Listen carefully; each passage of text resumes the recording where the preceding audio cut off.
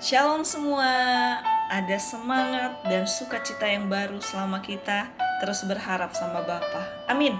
Saat ini saya mau sharing dari roti hidup yang Tuhan rindukan untuk kita cicipi setiap hari. Dari Mazmur 53 ayat 2. Orang bebal berkata dalam hatinya, tidak ada Allah, busuk dan jijik kecurangan mereka, tidak ada yang berbuat baik. Jadi di sini bisa diartikan poin pentingnya, jika perbuatan kita busuk dan jijik, tidak sesuai kebenaran dan tidak bayar harga untuk berbuat baik atau berbuat yang menyenangkan hati Tuhan sesuai firman-Nya, sama artinya kita mengakui tidak ada Tuhan. Sama artinya tidak menghormati Tuhan. Dan sama artinya kita nggak takut akan Tuhan. Kita menyepelekan, bahkan melecehkan kebenaran firman. Dan kekekalan Tuhan adalah maha segalanya. Jadi benar-benar saya ditampar juga dari sini. Karena di sini dikatakan tidak ada yang berbuat baik. Poinnya di sini, jika kita tidak berbuat baik, berarti kita sama dengan orang bebal. Dan orang bebal itu tidak menganggap Tuhan itu ada. Dan semua sikap itu kedagingan, busuk dan jijik. Busuk dan jijik itu bukan selamanya seperti membunuh atau merampok besar-besaran. Ya, perbuatan yang busuk dan jijik ya kalau melanggar kebenaran firman itu busuk dan jijik tetap. Tidak ada dosa besar, dosa kecil. Dosa ya dosa, pelanggaran ya pelanggaran. Wow. Dan di sini dibukakan sekali kalau menganggap tidak ada Allah, tidak ada Tuhan di hidup kita. Ya kita melecehkan dong, melecehkan kebenaran firman. Kalau Tuhan itu pencipta dan dia mati buat kita, dan kita juga melecehkan semua janji-janji Tuhan di dalam firman-Nya. Dan tidak ada menghormati Tuhan. Jadi benar-benar disadarkan di sini, kan ada di firman, balaslah kejahatan dengan kebaikan. Bisa juga dibalikan sebenarnya. Kalau kita sok pintar, berarti kita berbaik, kita berbuat baik sama orang yang melakukan yang baik.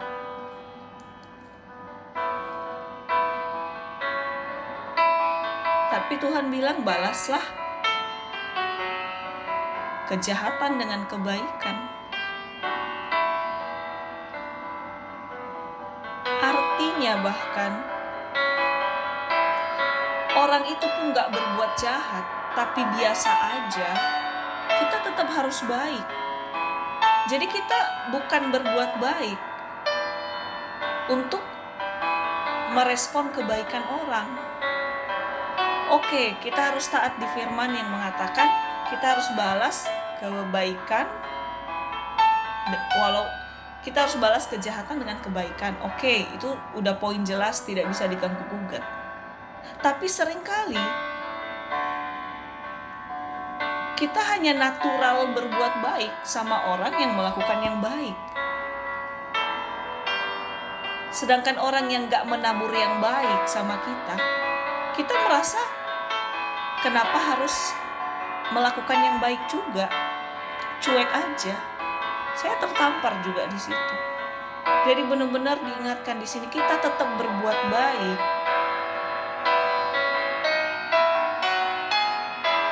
Sebagai wujud kita mengakui ada Tuhan di hidup kita. Kita mengakui Tuhan adalah pencipta kita. Tuhan adalah Bapa kita. Sebagai bukti kita nggak menyepelekan kebenaran firman. Itu dasarnya kita berbuat baik. Bukan orang harus menabur yang baik dulu. Jadi kita bukan hanya berkorban membalas kejahatan dengan kebaikan, tapi berkorban juga dalam hal apapun. Kita tetap harus berjuang, berbuat baik. Sekalipun orang itu tidak melakukan yang baik, tidak bersikap baik mungkin. Kita bisa nggak kenal, mungkin berpapasan. Tapi karena merasa nggak ada hubungan dan dia tidak melakukan yang baik, ya kita merasa ngapain menganggap orang ini, ngapain membantu orang ini. Kan sering sekali seperti itu. Sangat natural, sangat manusiawi, hanya merespon yang baik dengan yang baik. Tapi Tuhan bilang di sini, berbuat baik bukan karena orangnya berbuat baik dulu, atau bukan karena ada hubungan dulu. Ya tetap lakukan yang baik, tetap berbuat baik sesuai yang kita bisa, tapi jangan merasa rugi berbuat baik. Poinnya di sini. Karena kalau kita merasa rugi berbuat baik, sama aja kita merasa rugi menyembah Tuhan. Kita merasa rugi percaya Tuhan. Kita merasa rugi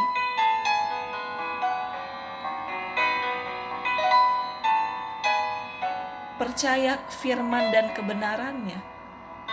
Karena memang Tuhan bilang, lakukan ini dan lakukan itu harus sama. Jangan hanya baik di sini, jahat di sisi lain. Jangan. Ada di firman-Nya kan. Berbuat baik ya berbuat baik aja. Ikut Tuhan ya ikut Tuhan. Bukan ikut Tuhan dalam hal ini, kurang ikut Tuhan dalam hal yang lain.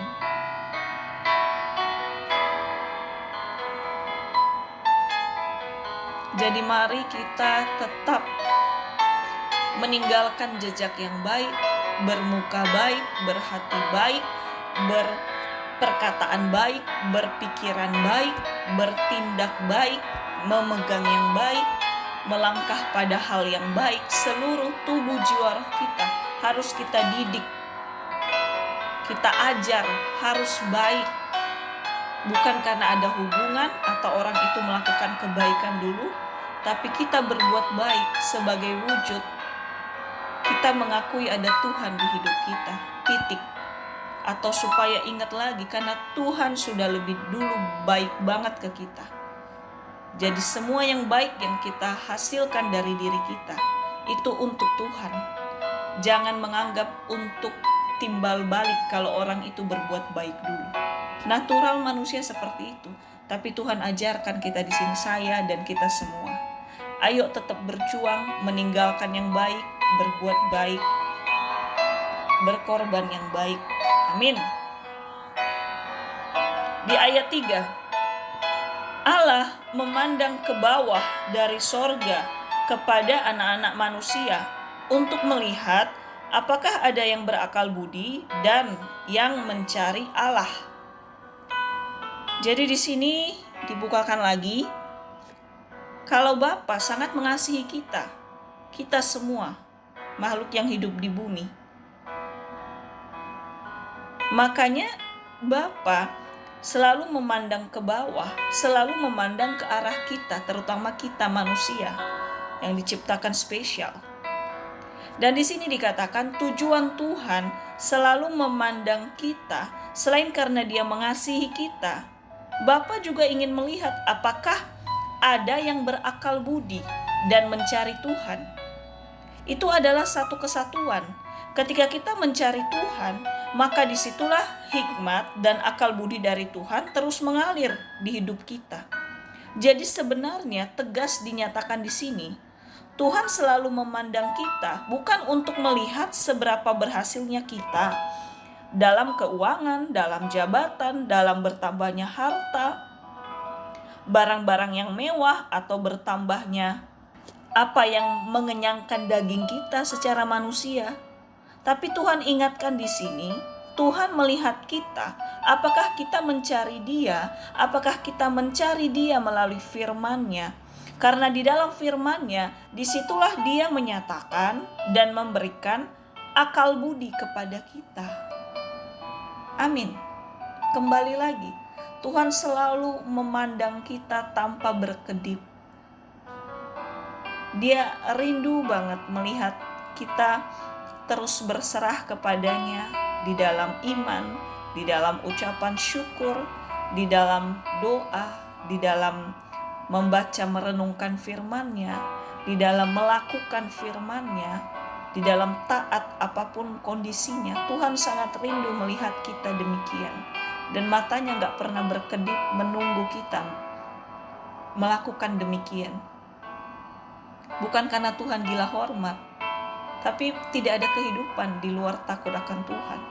Makanya Tuhan mau kita hidup kekal, bukan hidup hanya di bumi terus mati habis.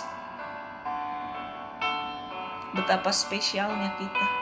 Sekali lagi, secara daging ini gak mudah, tapi biarlah kita ditegur lagi melalui firman ini, kalau betapa luar biasanya, berharganya kita. Orang yang mengasihi kita pun, keluarga kita, orang tua kita pun, pasangan kita, gak mungkin menatap kita 7x24 jam tanpa tidur, tanpa berkedip. Enggak kan, gak ada. Gak ada cinta sebesar cintanya Tuhan. Tapi Tuhan bilang di sini, dia memandang ke bawah dari surga. Betapa berharganya kan kita. Kalau kita gak berharga, ngapain dia udah di tahtanya, ngapain dia melihat ke bawah yang penuh dosa di bumi kan.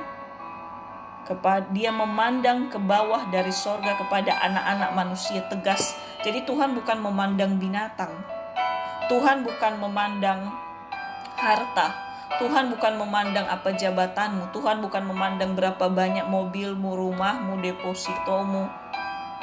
Tuhan gak memandang itu. Tuhan memandang hidup kita, manusia. Dan di sini dilanjut untuk melihat apakah ada yang berakal budi dan mencari Allah. Jadi di sini dibukakan, ketika kita terus mencari Tuhan dalam arti terus berdoa, terus membaca merenungkan firman-Nya, terus rindu untuk mendengar kebenaran, bisa melalui media sosial, melalui YouTube, Facebook, atau Instagram dan semuanya. Ketika kita terus mencari, maka akal budi dari Tuhan itu terus mengalir untuk kita. Bukan hanya untuk melakukan pelayanan semata, tapi untuk hidup kita hari lepas hari. Baiknya itu kita bagaimana menurut Tuhan. Amin. Jadi sedikit sharing, kemarin saya dengar khotbah apa, tapi Tuhan bukakan yang lain lagi. Unik sih. Jadi benar-benar di sini sering sekali kan kita, Tuhan kok kayak aku berdoa untuk tahu jawabanmu, atau aku berharap ini ternyata lain yang terjadi. Kok engkau tidak memberitahu lebih awal, ternyata berbeda. Kok susah sekali tahu kehendakmu, tuntunanmu. Kecuali udah terjadi dulu ya baru ngerti, oh ini maunya Tuhan. Tapi kenapa kayak kalau bertanya itu kayaknya Tuhan yang budek atau aku yang budek? Nggak mungkin Tuhan yang budek kan. Jadi kita yang budek. Jadi di sini dibukakan ibarat telinga jasmani lah dulu. Terlalu dalam banget kalau telinga rohani. Telinga jasmani itu normal kan, dalam telinga ada kotoran telinga, tai telinga. Kita bayangin aja kalau kotoran telinga kita sangat penuh, ditambah dimasukin dari luar, udah gak bisa masuk lagi saking penuhnya, dimisalkan. Kecuali air lah ya tetap menyerap. Jadi di sini dimisalkan, kalau telinga kita sudah penuh pendengaran hal-hal negatif, mendengar kekecewaan, mendengar iri hati, mendengar gosip, mendengar kata-kata dendam, mendengar sungut-sungut, kumpulan semua itu sama dengan kotoran telinga yang udah penuh banget di telinga kita. Dan karena udah penuh banget, kitanya yang tuli untuk tahu Tuhan jawab apa. Tuhan pasti jawab. Jawaban Tuhan kan ya, tunggu dulu, tidak sama sekali. Tapi Tuhan pasti jawab. Tuhan gak tuli. Tapi kita tuli karena di telinga kita udah biasain Atau kita biarkan kotoran telinga kita itu nggak dibersih-bersihkan. Jadi gimana membersihkan kotoran telinga kita itu? Gimana membersihkan kotoran perkataan sia-sia, perkataan dendam, perkataan iri hati, perkataan menjelekkan orang, gosip, pesimis, rendah diri, mau bunuh diri. Perkataan-perkataan yang biasa kita dengar dari pikiran kita, dari hati kita, atau dari orang lain, kita biarkan, kita dengar, kita masukkan dalam telinga kita. Itu kumpulan kotoran itu semua. Membersihkannya, membersihkan tai telinga kita itu, mengorek telinga kita itu hanya dengan kebenaran firman.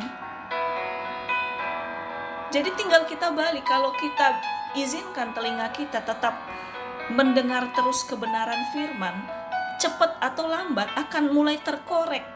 Kotoran telinga itu akan terkorek oleh kebenaran firman, akan terganti kebenaran firman yang masuk banyak di telinga kita, akan keluar dengan sendirinya, luntur, meleleh dengan sendirinya, hancur dengan sendirinya. Jelas firman berkuasa. Segala yang tidak berkenan bisa dihancurkan oleh firman. Jadi pilihan di tangan kita. Tuhan selalu bilang, pilihlah berkat, jangan kutuk. Pilihlah Tuhan, jangan dunia, iblis, atau kedagingan kita sendiri. Emang gak mudah lagi, karena kita hidup di bumi dan kita masih dalam daging. Gak mudah. Tapi di sini Tuhan bukakan, Tuhan itu kebenarannya, firmannya, ibarat alat mengorek telinga kita, mengorek semua kotoran telinga kita. Jadi kalau kotoran telinga kita udah mulai hilang, udah mulai lepas.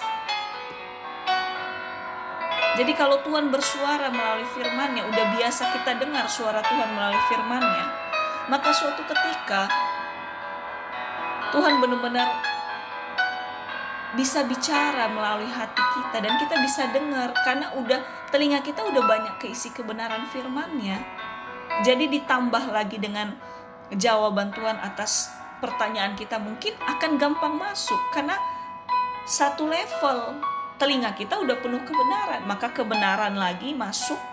Contohnya kita punya pertanyaan khusus, Tuhan ngomong ya gampang masuk. Tapi kalau udah mumet, udah penuh telinga kita sama tai telinga, nggak connect juga dengan kebenaran, ya kedengar Tuhan teriak pakai toa pun kita nggak dengar, karena udah ketutup dengan semua kotoran telinga tadi. Dan lebih parahnya, kita bisa nggak tahu itu suara Tuhan, karena kita nggak biasa dengar suaranya melalui kebenarannya, nggak biasa dengar setiap hari. Cuma sekali setahun mungkin kalau ibadah kelahiran Yesus, atau 2 kali setahun ditambah Paskah, atau sekali seminggu kalau ibadah minggu. Nggak bisa, setiap hari harus. Setiap hari telinga kita harus dikeluarkan kotorannya kan. Setiap hari bisa berganti apa yang bisa masuk ke telinga kita. Nggak bisa sekali seminggu, apalagi 2 kali setahun, sekali setahun, apalagi nggak pernah, habislah. Makanya selalu mentok, selalu nabrak tembok. Ini juga saya tertegur, kan sempat terpikir, kenapa ya? Kok udah kejadian dulu baru, oh ya udahlah itu kehendak Tuhan. Kenapa seperti, padahal baca firman juga kok kenapa kayak kalau ada pertanyaan khusus itu kok kayak gak ada jawaban. Ya ternyata di sini tidak instan memang. Bukan seperti secara jasmani kita korek telinga kita, bim salah bim bersih, gak bisa. Pelan tapi pasti kita isi setiap saat, kita isi setiap hari. Kebenaran itu sama dengan dikorek setiap hari kotoran telinga. Pendengaran sia-sia, pendengaran yang tidak sesuai kebenaran dikeluarkan, maka akan terdengar, akan terisi terus telinga kita dengan kebenaran. Jadi kalau ada kebenaran yang baru, gampang kita kenali karena telinga kita udah terisi dengan itu. Ibarat gini lagi, mungkin Ibu melahirkan seorang anak, tapi si ibu ini sibuk, dia akhirnya tinggal ke luar negeri dan atau keluar daerah yang mungkin sinyal susah, atau saking sibuknya dia nggak komunikasi dengan anaknya. Terus anaknya itu setelah lahir, bertumbuh besar, si ibu ini datang, ujuk-ujuk datang, "Hai anakku." Terus si anak ini aneh karena dia nggak pernah dengar suara ibunya, dia nggak pernah bergaul dengan ibunya karena ibunya sibuk banget, nggak pernah menghubungi dia. Terus ibunya marah, "Masa kamu anak, kamu nggak tahu ibumu? Ada darahku loh dalam tubuhmu." Sama. Jadi ibu itu ibarat kita menyalahkan Tuhan. Kalau Tuhan seolah nggak kedengar di telinga kita.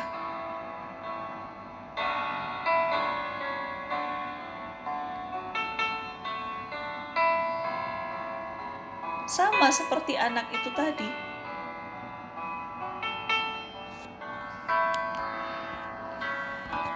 Oke, sorry, diralat. Jadi maksudnya di sini kan tadi ibu, anak, walaupun ada hubungan darah, tapi karena nggak pernah komunikasi, akibatnya si anak tidak mengenali suara ibunya kan, tidak ada hubungan batin dengan ibunya malah. Jadi anak itu diibaratkan kita, karena kita nggak pernah dengar suara Tuhan, karena kita nggak pernah isi telinga kita dengan kebenaran setiap hari. Jadi Tuhan pun ada di depan kita, bicara sekenceng-kencengnya, tetap kita nggak tahu itu suara Tuhan, kita nggak tahu itu maunya Tuhan, kita nggak tahu kebenaran yang harus kita lakukan harus begitu, karena telinga kita udah lebih banyak terisi kotoran-kotoran tadi. Jadi sama, ibu ini pun datang, dia ngomong, ya tetap anak ini gak kenal suara ibunya, walaupun ada hubungan, walaupun kita merasa kita punya hubungan dengan Tuhan, seolah masih berdoa, masih ibadah, masih pelayanan mungkin. Tapi kalau nggak tiap saat kita mendengar suaranya melalui firman-Nya, kita mengerti apa maunya Tuhan, dia tetap aja, suaranya tetap asing sebenarnya. Hanya ritual aja. Hanya liturgis aja. Kita seolah dekat sama Tuhan, padahal telinga kita udah tuli sama suara Tuhan. Karena nggak tiap saat kita buka telinga kita diisi kebenaran. Dan bukan hanya mendengar, melakukan lagi yang harus. Jadi kebenaran firman dan Tuhan ibarat korek telinga ya, mengorek telinga kita yang penuh kotoran supaya telinga kita diisi kebenaran dan bisa peka ketika Tuhan berbicara sama kita. Mungkin kita nggak bisa lihat secara fisik, tapi kalau kita udah biasa mendengar suara Tuhan melalui kebenaran firman-Nya, pasti kalau Tuhan menjawab langsung apa yang kita tanyakan mungkin, apa yang kita pergumulkan mungkin, kita bisa lebih ngeh, oh ini maunya Tuhan, karena sesuai firman. Ini berproses, saya juga ditegur di sini. Jadi jangan bertanya, Tuhan kenapa kayak nggak menjawab, Tuhan kok kenapa kayaknya abu-abu ya.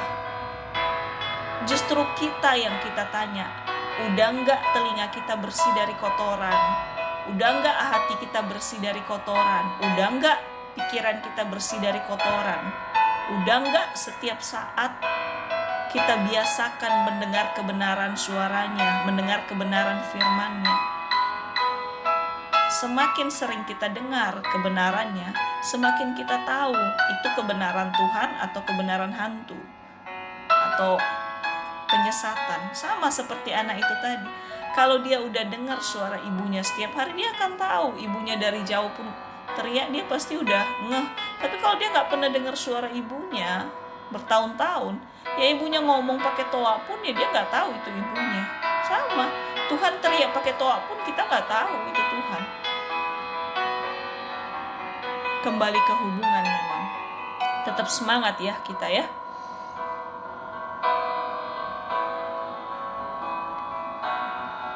Kemudian ayat 5, tidak sadarkah orang-orang yang melakukan kejahatan yang memakan habis umatku seperti memakan roti dan yang tidak berseru kepada Allah. Di sini dibukakan lagi, poin pentingnya adalah jika tidak berseru kepada Tuhan, maka kita tidak sadar kalau sering atau suka melakukan yang jahat. Maka di sini dikatakan, mau makan habis umatku seperti memakan roti. Karena di akhir zaman ini sangat lumrah loh, sesama manusia memakan sesamanya. Sesama manusia saling iri, saling dendam, saling ingin merugikan, saling ingin menjatuhkan, saling ingin melemahkan, saling ingin mencari kelemahan, kekurangan atau keburukan masing-masing, sehingga ada celah untuk saling menggosipkan dan sebagainya yang negatif. Jadi satu-satunya penangkal, penawar racun supaya tidak jatuh dalam pencobaan atau menjadi pribadi yang jahat atau memakan sesamanya, yaitu dengan berseru sama Tuhan dalam hidup kita setiap saat. Berseru kepada Tuhan bukan tentang berseru apa yang kita mau atau permintaan pergumulan doa kita, tapi di sini berseru untuk terus menyembah, bahkan berseru untuk terus dimampukan sama Tuhan supaya kita taat dan menjadi pelaku firman-Nya. Jadi jangan berhenti kita berseru untuk terus mengenal Tuhan lebih dalam dan lebih dalam, mengenal kehendak-Nya. Karena ada di firman-Nya, takut akan Tuhan adalah sumber segala sumber, tetapi kurangnya pengenalan akan Tuhan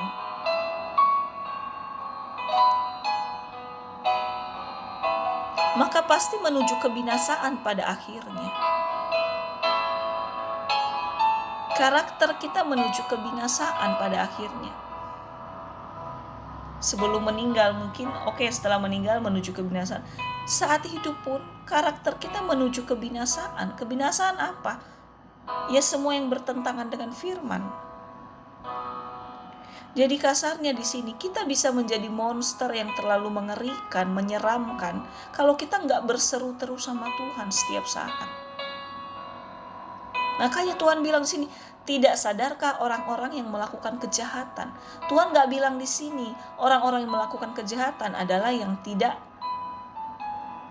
kenal Tuhan. Dia nggak bilang di sini. Jadi orang yang kenal Tuhan pun, yang seolah ikut Tuhan pun, tapi kalau nggak selalu berseru setiap saat sama Tuhan, ya lama-kelamaan nggak sadar kalau berbuat jahat. Kalau pikiran jadi jahat, perkataan jadi jahat, tindakan jadi jahat, lama-lama nggak sadar. Makanya kan di akhir zaman dibilang kasih mulai kering, saling sikut menyikut, saling ingin mematikan sesama. Itu fakta. Kita lihat saat-saat ini. Pertengkaran saudara, perebutan harta, perebutan kekuasaan, terlalu banyak. Jadi kalau kita nggak biasakan hidup kita, pikiran kita, hati kita, telinga kita terus berseru, yang berarti terus rindu untuk diisi kebenaran firman, rindu untuk dimampukan Tuhan menjadi pelaku firman, maka cepat atau lambat kita akan berbalik rindu untuk melakukan kejahatan, rindu untuk menyakiti sesama, bahkan merusak diri sendiri. Dua mata uang yang bersebelahan. Kalau kita nggak mempertahankan berseru sama Tuhan, ya sama artinya kita mempertahankan berseru untuk berbuat jahat. untuk berbuat semua yang menyimpang, yang tidak sesuai kebenaran Tuhan. Dan akhirnya kebinasaan pasti. Binasa saat hidup, binasa juga saat setelah meninggal. Binasa saat hidup apa ya? Semakin kanibal, memakan sesama, merusak diri sendiri, menghancurkan orang lain, menjelek-jelekan orang lain. Itu kebinasaan selama hidup juga. Dosa bertumpuk-tumpuk jatuhnya. Dan kebinasaan setelah meninggal, ya neraka, habislah. Jadi kuncinya di sini bukan bagaimana kita sanggup untuk tetap hidup kudus, tapi kuncinya bagaimana kita harus bayar harga, terus mau berseru sama Tuhan. Karena terus berseru artinya kita butuh Tuhan. Dan kalau kita butuh Tuhan, kita pasti mau terus dengar kebenarannya. Dan ketika kita tahu kebenarannya, itulah yang mengubahkan kita, mengubahkan pola pikir kita, sikap hati kita, mematikan keegoisan kita, keburukan sifat-sifat kita. Itulah yang mematikan, bukan kita. Daging tidak bisa mematikan daging, tapi roh yang mematikan daging. Roh itu apa? Ya selama kita terus berseru sama Tuhan, berharap sama Tuhan, haus akan Tuhan, maka roh Tuhan yang menghancurkan kedagingan kita, keegoisan kita, keburukan kita, karakter-karakter buruk yang gak sesuai kebenaran. Ayo kita terus berjuang. Kita gak sendiri kok. Bagian kita berseru sama Tuhan, melekat sama Tuhan, nantikan Tuhan, harapkan terus mendengar kebenaran. Maka itulah yang membuat kita kuat untuk berperang di bumi ini. Berperang melalui pikiran, melalui hati, melalui telinga, dan dengan semua tipu muslihat si jahat. Dengan pedang roh, firman Tuhan, setiap saat berseru. Amin. Terus lanjut di ayat 7. Ya, datanglah kiranya dari Sion keselamatan bagi Israel. Apabila Allah memulihkan keadaan umatnya, maka Yakub akan bersorak-sorak, Israel akan bersukacita. Amin. Jadi di sini poinnya adalah waktu kita bersorak-sorak seperti Yakub, kita bersukacita, kita mengucap syukur ketika Allah memulihkan keadaan umatnya. Bisa diartikan Tuhan senang, sudah pasti sangat senang dengan perdamaian. Tuhan sangat ingin memulihkan hubungan yang rusak. Karena di mana ada Tuhan, di situ harus ada pemulihan. Ayo minta Tuhan supaya kita punya hati yang mengutamakan hidup damai. Karena disitulah berkat-berkatnya mengalir. Amin. Karena ada di Mazmur kan, mengalir dari atas ke janggut dan ke bawah. Sedapat-dapatnya kita berjuang hidup damai. Andalkan Tuhan. Karena itu kerinduan Tuhan. Dan di sini poinnya,